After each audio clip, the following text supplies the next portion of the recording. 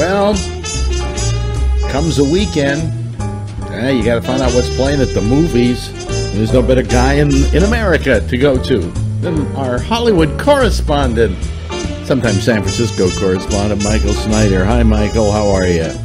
I'm good, Alex. It's a holiday weekend, isn't it? I mean, I feel like it's a holiday weekend. Yeah. Are you laboring this weekend? No, I'm just feeling like shit. That's all. All right. I like the sound of that. No, I really don't. Perk up because we've got a few movie selections.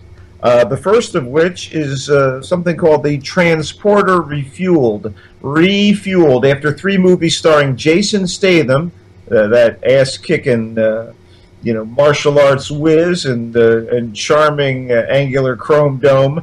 And a TV series without him. The Transporter is back, only he isn't really back. It's a reboot with a different actor playing Frank Martin, the Black Ops vet who will drive places and deliver stuff, including human beings, no questions asked, no matter the danger. It's fun crap is what this thing is, and it's a bargain matinee at best. And I miss Jason Statham. Same character, different actor, but this ain't James Bond.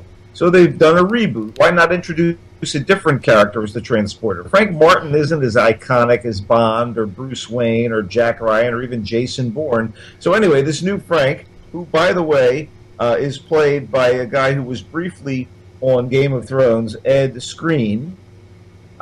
He's engaged by a criminal hottie, of course, and her girl gang to basically help on a bank job. And it just so happens that Frank's dad, a has-been spy, is visiting Sonny Boy at the time. And then there's the Russian mob and some nice action sequences, but nothing approaches the fight on Greece in a garage from the first and best of the series. Still, it's Ray Stevenson as dear old dad, and he's always good. And the south of France is always a fantastic place to visit, even in a hectic, shiny B-movie actioner.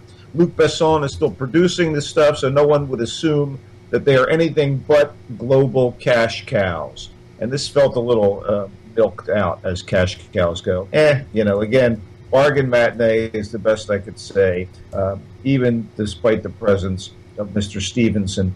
Moving on, A Walk in the Woods is an adaptation of basically a memoir by travel writer Bill Bryson, for reals, about him deciding to hike the Appalachian Trail rather late in life. We're talking 2,200 miles of countryside from Georgia to Maine. In any case, Robert Redford acquired the rights to the novel, and I think it was going to be a Robert Redford, Paul Newman Sunset vehicle a few years back, but Paul went ahead and departed this mortal coil, so that kind of screwed that idea.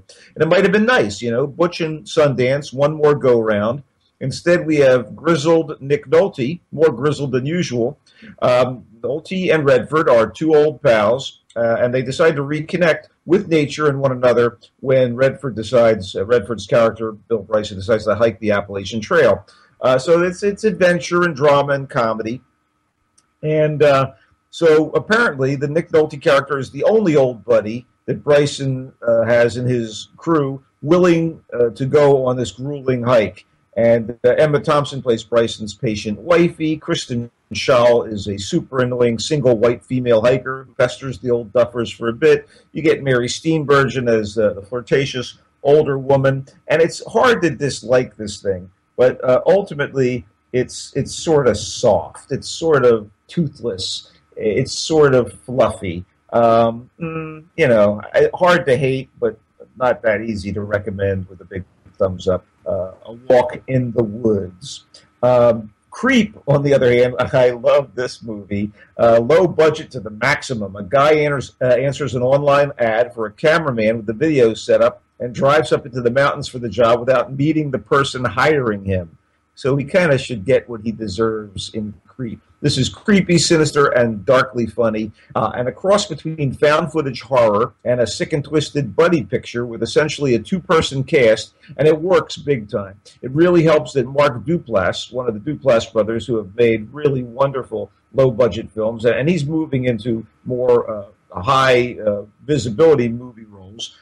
He's the antagonist. And Patrick Bryce, who co-wrote this thing with Duplass and directed it, is the target. Bryce also did The Overnight with Jason Schwartzman, Adam Scott, and Taylor Schilling this year, a very cool film about two couples meeting for an evening of relaxation in the Hollywood Hills. It's a wonderful film and worth seeking out on video. Anyway, he's 2 for 2 in my book.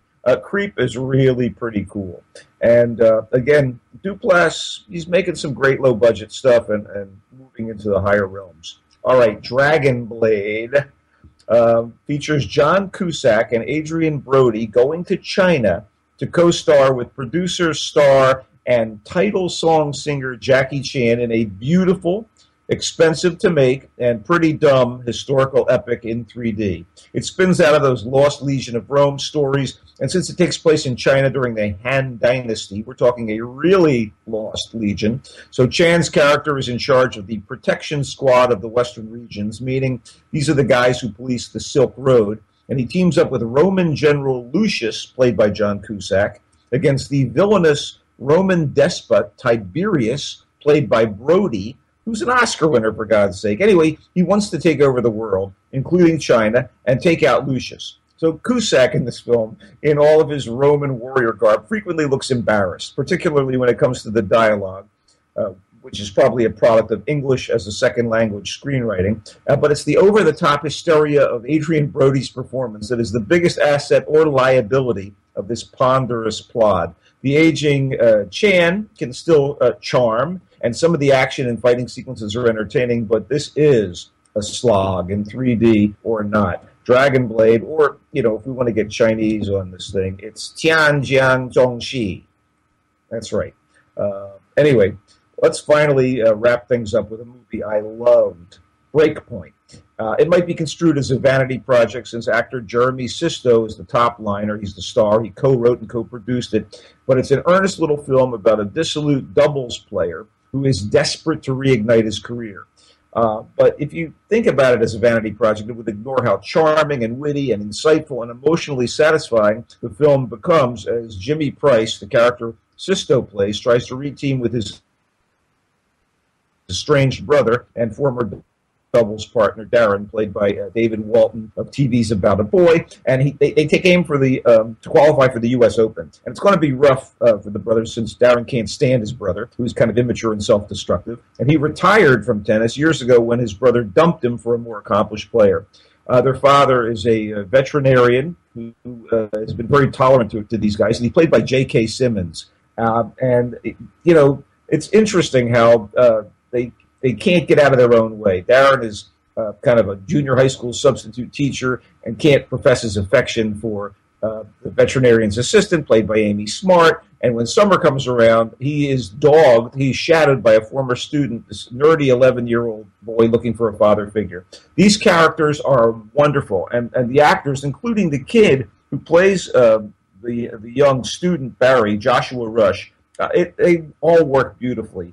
And I really enjoyed the hell out of this. Sisto was on 6 Feet Under. He was on Suburgatory. He's usually played screwed-up guys, and so he's real comfortable with that. It's in his sweet spot, and it's directed by Jake Harris. I really enjoyed Breakpoint. Unsentimental, funny, sweet. That's it. That's it. Wow. Yeah. It's amazing. It's a Labor Day weekend. It doesn't look like they're putting out any big blockbusters. No, I thought that was kind of crazy too. There are other things coming out, but there's, basically things for the repertory theaters or documentaries, and there's a couple of interesting things coming out. But this is basically the fuselage. This is it. This is it. Wow, what a boring weekend. Well, I have to say, you can access Breakpoint on video, and it's really charming. It's really a cool thing. But you can watch it at home. Yeah, if I want to pay for it. Right. Well, it's a very cool film. That's all I can tell you. It'll probably eventually be on regular pay cable. But there you go. Television. Anything going on? No, what do you got? Everything's wrapping up now. So in a few weeks we'll have an embarrassment of riches or disappointments, one or the other. But for now, they're all winding down. Well, I'm not going to spoil anything, but I loved how Mr. Robot. I thought Mr. Robot sucked. Yeah, I thought it. I know, really, and I'm the guy who turned everybody onto it in the beginning. I felt that at the end it was so spread all over the place that it was really kind of ridiculous to follow. Well, I know you didn't like Game of Thrones because of its, ridiculous entwining and intertwining plots, but I really thought Mr. Robot was cool. I was very satisfied with it. I look forward to another season of it down the road. But you know what? We do have a lot of new shows coming up, and I guess we'll just my favorite show right now that's wrapping up is The Strain, Guillermo del Toro's show. I think it's just terrific. You know, vampires, modern day vampires. Not when Guillermo del Toro is finished with them, they're not like your normal vampires. You know, so it's really a very good show. Very good show. But anyway, I gotta go.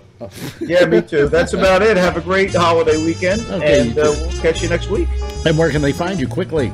Oh, I'm Culture Blaster on Twitter and at Michael Snyder's Culture Blast page on Facebook. And like it. Of course, here at GabNet and especially on Roku. Thank you, Michael. You're welcome. See you next week. And that's it. Stay tuned for more right here on GabNet.